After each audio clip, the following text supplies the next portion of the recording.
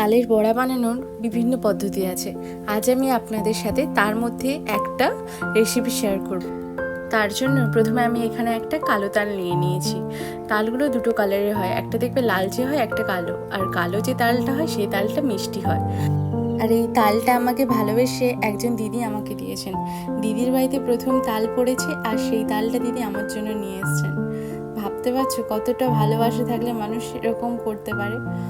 তো যাই হোক, আমি এখন তালটাকে ছাড়িয়ে নিচ্ছি। তালটা এতটাই পাকা ছিল তাই জন্য ছাড়াতে খুব সুবিধা হচ্ছিল। বাড়িতে ছোটবেলা থেকে মাই সব তালের বড়া করতো আর আমার যে দিদা বড়া বানিয়ে দিয়ে যেত। আর এখন এখানে তো মা দিদা কেউ নেই, তাই জন্য যদি তালের বড়া খেতে হয় তাহলে নিজেকেই ছাড়িয়ে তালের বড়া বানাতে হবে। সে কারণে আমি প্রথমেই তালটাকে ছাড়িয়ে নিয়ে ভালো করে তালটা বের করে নিচ্ছি। তালের যে পাল্পটা হয় সেটা বের করে নিচ্ছি। আমি যদিও এক্সপার্ট নই, অনেক কষ্টে বের করছি, কারণ ছোটোবেলা থেকে তো এগুলো সব মাই করে এসেছে আর মাকে সাহায্য করতাম আর কি। সে কারণে যতটুকু মায়ের থেকে শিখেছি ততটুকুই অ্যাপ্লাই করছি। খুব ভালো করে আমি করতেই জানি না। যাই হোক, তালের যে পাল্পটা সেটা বেরিয়ে গেছে, এটাকে আমরা ছেঁকে নেব। আরেকজন যার কথা না বললেই নয়, আমার জেঠিমা এত সুন্দর তালের বড়া বানায়। ছোটোবেলা থেকে জেঠিমা বাইরে থাকতেন, তো সব সময় আমাদের বাড়িতে জেঠিমা তালের বড়া বানিয়ে পাঠাতেন। ভাবতাম যে কিভাবে এত টেস্টি তালের বড়াটা বানায়। চলো, আমি এখানে সব ইনগ্রিডিয়েন্টসগুলো রেডি করে নিয়েছি, একে একে মিক্স করতে হবে। প্রথমেই আমি এখানে নিয়ে নিয়েছি ময়দা, 1 কাপ মতো ময়দা নিয়ে নিয়েছি। আর তার সাথে আমি এখানে দেবো চালের গুঁড়ো। তোমরা চাইলে সুজিও দিতে পারো। আমি এখানে চালের গুঁড়ো দিয়েছি আর সামান্য পরিমাণে সুজি দিয়েছি। সুজিটা অপশনাল, যেহেতু চালের গুঁড়ো দিয়েছি সুজিটা না দিলেই হতো, কিন্তু আমি সুজিটা দিয়েছি। আর এখানে দিয়ে দিয়েছি সামান্য নুন আর কালো জিরে, আর এখানে টেস্টের জন্য পানমৌরি দিলে ফ্লেভারটা খুব ভালো হয়।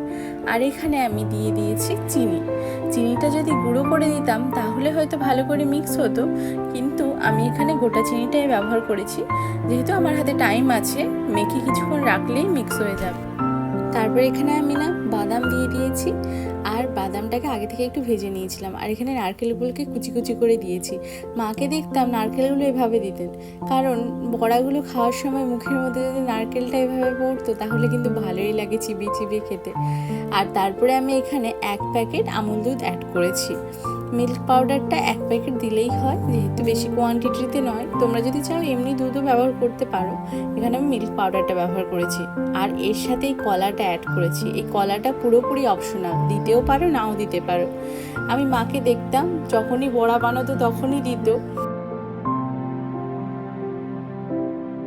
তারপরে আমাদের অল্প অল্প তাল দিয়ে বড়াটার ব্যাটারটাকে রেডি করে নিতে হবে। একসাথে বেশি করে তালটা দিয়ে দেবো না, তাহলে কিন্তু পাতলা হয়ে যাওয়ার চান্স থাকবে। অল্প অল্প করে দেবো আর যে ব্যাটারটা হবে সেটাকে রেডি করে নেব। এখানে আমি এখন ব্যাটারটাকে মেখে নিচ্ছি ভালো করে। দেখতে হবে যাতে এই ব্যাটারটা খুব বেশি পাতলাও না হয়ে যায়, খুব বেশি ঘনও না হয়ে যায়, তাহলে কিন্তু বড়াটা ফুলবে না আর শক্ত হবে। দেখো, আমার ব্যাটারটা প্রায় রেডি হয়ে গেছে, এই থিকনেসটাও ঠিক আছে। এরপরে আমি এটাকে রেস্টের জন্য 10 থেকে 15 মিনিট রেখে দেবো, কারণ ওই যে চিনিটা মিক্স হবে আর সুজিটা ফুলবে, সেই জন্য আমাদের কিছুক্ষণের জন্য রেখে দিতে হবে। আর এখানে আমি তেল গরম করে নিচ্ছি। আরেকটা কথা বলি, শোনো, আমার বরের কথা শুনবে যে এত তুমি জিনিস দিয়েছো, এটা যদি নাও ভাজো এমনিতেই খেয়ে নিলেই টেস্ট হয়ে যাবে। সে যাই হোক, এরপরে তেলটা গরম হতে আমি একটা একটা করে বড়াটা ভেজে নিচ্ছি। দেখো কতটা ফুলে গেছে। চলো, এভাবে আমি সবগুলো তালের বড়াকে ভেজে নিচ্ছি। এই সময় গ্যাসের ফ্লেমটা মিডিয়ামে রাখতে হবে, খুব হাই করলে বড়াটা পুড়ে যাওয়ার চান্স থাকবে। আমাদেরকে একটু কম আঁচে ভালো করে বড়াগুলোকে ভেজে নিতে হবে।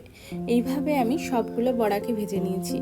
তোমরাও বাড়িতে এই তালের মরশুমে একবার তালের বড়া বানিয়ে অবশ্যই ট্রাই করো। আর ভিডিওটা কেমন লাগলো আমাকে কিন্তু কমেন্টে জানাতে ভুলো না। আর আমার চ্যানেলে নতুন হলে চ্যানেলটা সাবস্ক্রাইব করে নিও। দেখা হচ্ছে আবার কোনো নতুন ভিডিওতে। সবাই খুব খুব ভালো থেকো আর অনেক অনেক তালের বড়া খাও, কিন্তু বেশি পরিমাণে আবার খেয়ে নিও না, যাতে শরীর খারাপ হয়ে যায়। লিমিটে খাও, সুস্থ থাকো। আজ তাহলে আসি, দেখা হচ্ছে পরের নতুন কোনো ভিডিও।